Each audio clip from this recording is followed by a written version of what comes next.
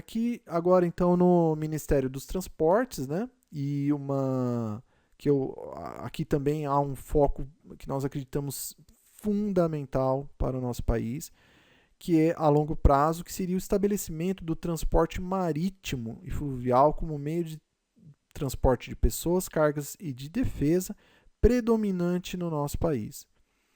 Ou seja, é nós termos a matriz de transporte principal do Brasil, o transporte marítimo. Por quê? O nosso país ele tem 80% da população, ele se encontra em capitais, principalmente em cidades, na região litorânea. Então, ou seja, praticamente quase toda a população está na região litorânea. E outra curiosidade é que 70% do PIB, ou seja, do produto interno bruto do nosso país, de todas as riquezas, estão justamente na região litorânea, na costa do nosso país.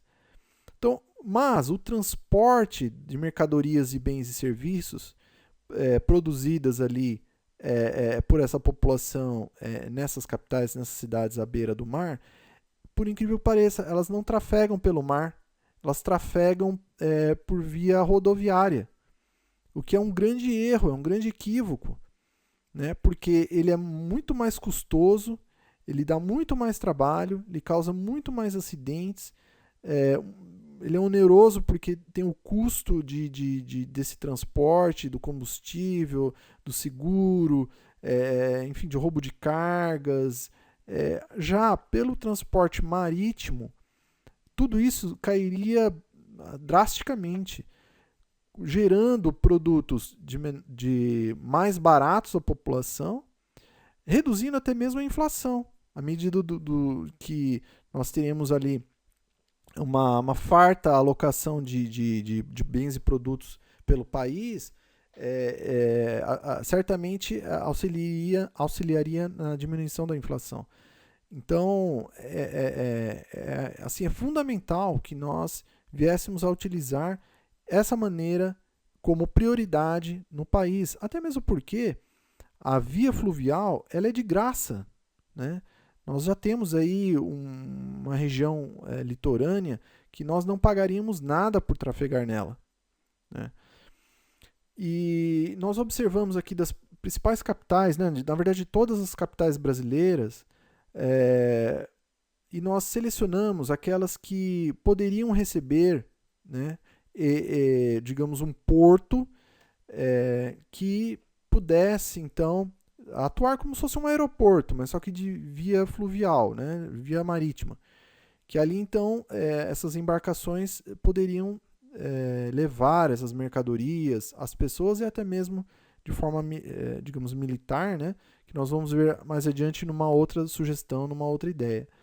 Mas que aqui, a priori, então, dos 27 estados brasileiros, né, que seria 100% ali, em amarelo, altamente possível, ou seja, são 11 estados que justamente estão exatamente na região ali de frente, né, ao mar. E muitos deles, inclusive, já contam com portos.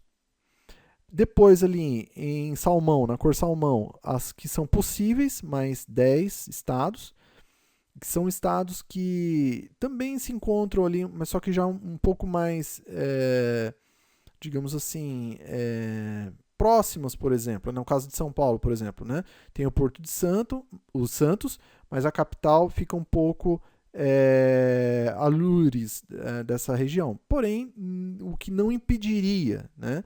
É altamente possível haver esse tráfego aí de produtos e serviços, pessoas, né? Através dessa forma. Provável, né, apenas um estado, porque aí é uma questão de um estado, né, do Rio Branco, que ele fica um pouco mais dentro do país, né, mas que ele é banhado pelo rio, então ele só levaria um pouco mais de tempo, né, mas que é possível. Então nós vamos observar o seguinte, que 22 estados podem imediatamente receber, basicamente, esse programa, né, de transporte, desse foco, né, do transporte nacional por maneira fluvial, né, por maneira marítima, o que representa 81,48% dos estados. É muita coisa, né? É mais da metade do país poderia ter esse tráfego pesado, né, por via marítima, que, como já citamos aqui, tem toda uma série de benefícios. E aqui há uma outra ideia que complementa a primeira, né?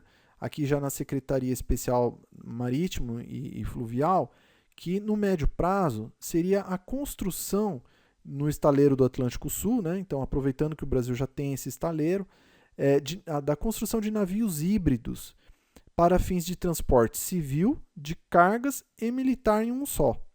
Então aqui a ideia é a seguinte, de se construir embarcações, né, gigantescas, né, assim, realmente gigantescas mesmo, que no porão ele pudesse levar os containers, né, na parte superior que ele fosse feito de uma forma como se fosse, digamos assim, nesses navios de cruzeiro, que você tem aquelas pequenas, parece apartamentos, né, em toda a extensão, né, que fosse então destinado ao transporte civil.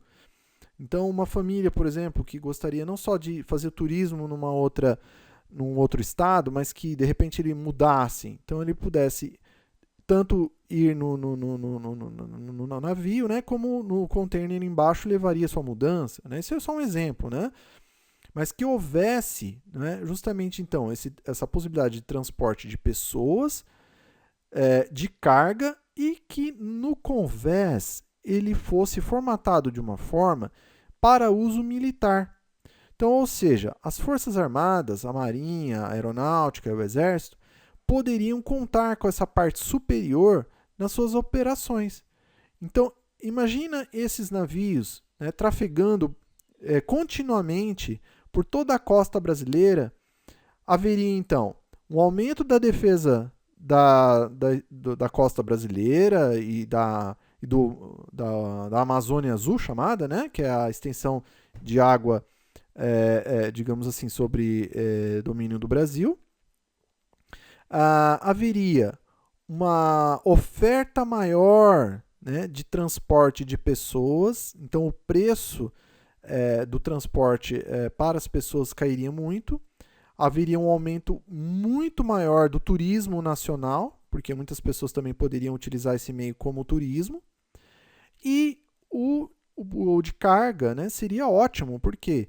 Porque essas embarcações sendo gigantescas, trafegando, levando aí os containers, poderia fazer com que o preço do frete reduzisse drasticamente, né? Até mesmo de produtos internacionais, que poderiam chegar num porto e ser distribuído em todas as outras, digamos, capitais do Brasil, né? Então a ideia é que essas embarcações sejam construídas no Brasil, gerando empregos no Brasil, né, através do estaleiro do Atlântico Sul.